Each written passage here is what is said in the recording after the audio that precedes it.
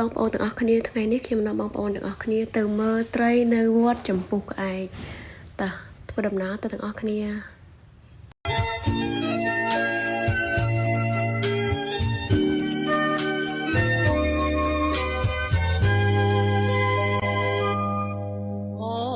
សង្ឃឹមថានឹមនួនបានទាំងត្រាបងលួចស្នេហាលើស្រោជីវ៉ាយូរបងខំញញឹមបងធ្វើប្រងើនេះមកដល់ផ្លូវកាច់ជ្រុងហើយនិយាយទៅជីហ្នឹងមកផ្លែតហ្នឹងទៅដល់ហើយណា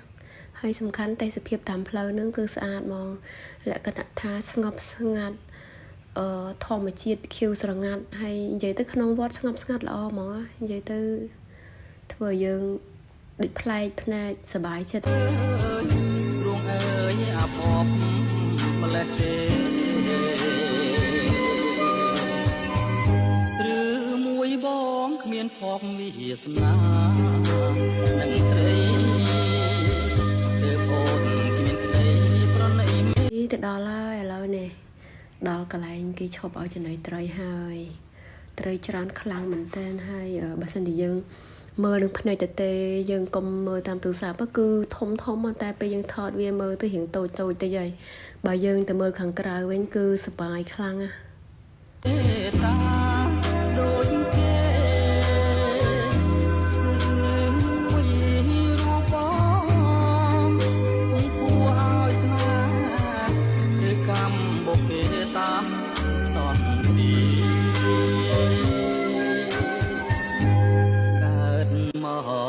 ជាតិនេះអភ័ព្វវិញម្លែងកម្មអ្វីមិនចេះផុតវារីវាសនាគំរុកនាំមកតែកម្មពីឲ្យខ្ញុំវេទនាម្លេះណាសង្ឃឹមហើយខ្ញុំនៅក្នុងជាតិនេះលោកអើយទៅមើលត្រីហ្នឹងគឺយើងទិញនំនឹងក្រៅមកកញ្ចប់2000ច្រើនណានំហ្នឹងនំពងមកកញ្ចប់2000ហ្នឹងយើងញ៉ាំក៏បានដែរគ្រាន់តែយើងទិញឲ្យតែត្រីឯងមកកញ្ចប់2000ហ្នឹងច្រើនណាមួយថងវាច្រើនប៉ុន្តែយើងដាក់ក៏អស់ច្រើនដែរព្រោះយើងចង់ឃើញត្រីនៅម្ដុំអញ្ចឹងមានទាំងចំណីគ្រាប់ហើយនិងចំណីនំនឹងឯង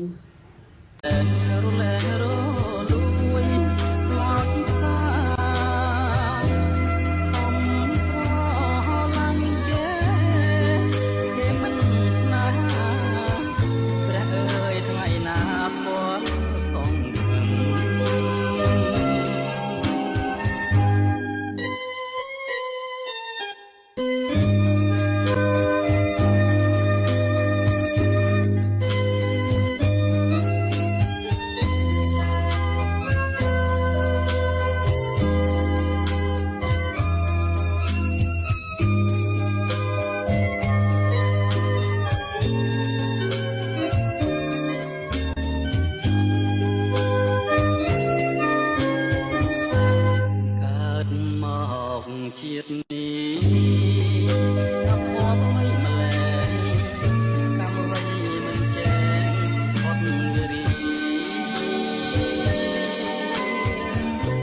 មានណាគំរុកនាំមកតែកម្មពីឲ្យខ្ញុំវេទនាម្លេះណាសង្ឃឹមហើយខ្ញុំនៅក្នុងជាតិនេះទ្រង់អើយទៅប្រែរលែងរលួយខ្លោចសាខំស្រ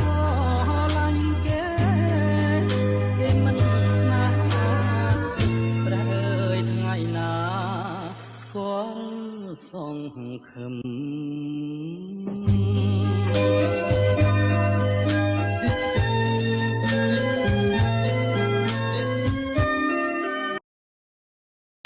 ត្បូងកណ្ដៀងច្រៀងថាខ្មាំងអូនចង់ឃើញគ្នារាល់ពេលយប់ថ្ងៃឲ្យ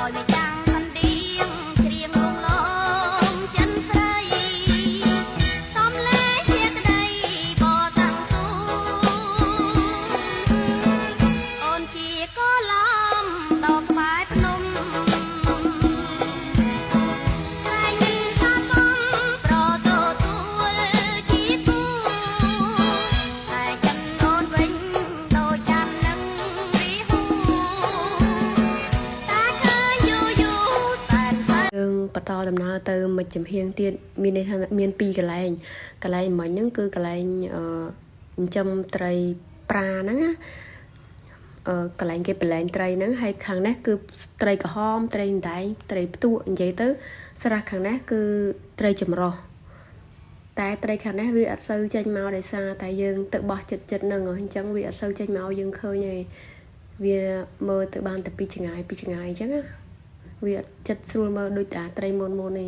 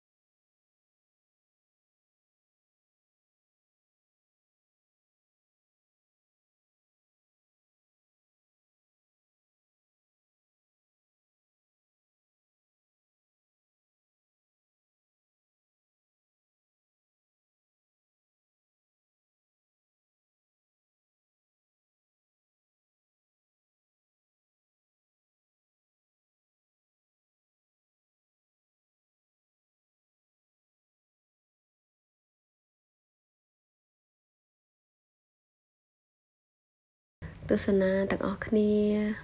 ជម្រាបលាបាយបាយ